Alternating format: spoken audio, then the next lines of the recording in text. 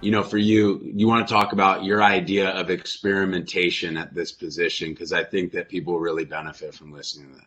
Yeah, I mean, I think experimentation, just like an artist, like a musician and artist, I think we should look at our position of quarterback the same way. We are artists back there. We are creators, and we have to put our bodies in different positions and see if we can maintain that same control. Just like an artist puts their, talent in a different genre or something to see if they're just as good or to see if they have that same level of mastery. So it's the exact same thing, is just experimenting and allowing yourself to not, feel perfect every time, and now challenging yourself, because experimentation is challenge. It's you just trying something new and realizing that you're not going to forget how to throw the football if you try something new, or not be able to throw the football again. So if you just allow yourself to relinquish that control for a second and just be like, all right, let me try this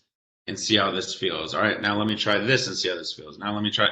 And if you just run through that simulation over and over and over, you'll realize that you can start to control the ball out of any sort of angle, and just now you have total control without having it, if that makes sense. I know it's super confusing, but I mean, to a certain extent, but I could boil it down into a sentence where, like, you're not gonna learn yourself and your stroke without stepping outside of the box. So, without experimenting, there's no way to learn feeling behind everything you're doing. And that's something that you and I talk about constantly, is how we feel through our movements, because you're building this adeptness to understanding, kinesthetically, how I operate, how do I work, how am I able to make the throws that you're talking about.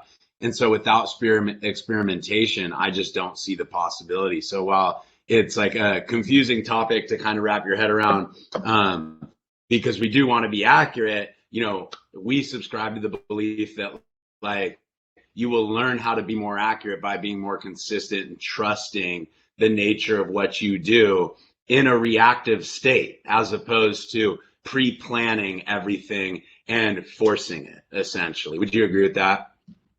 Yeah, 100%. 100%. It's just getting out of this model that it has to be done this way. If I feel it has to be done this way, then when my body moves to the right in the pocket and my body's no longer in that position to do it this one way, how am I going to do it? How am I going to do it? If I haven't done it, how am I going to do it? It doesn't make sense. So you're not going to be able to do it. That's the basic math and basic simplicity. And once I realized that, that's what changed everything.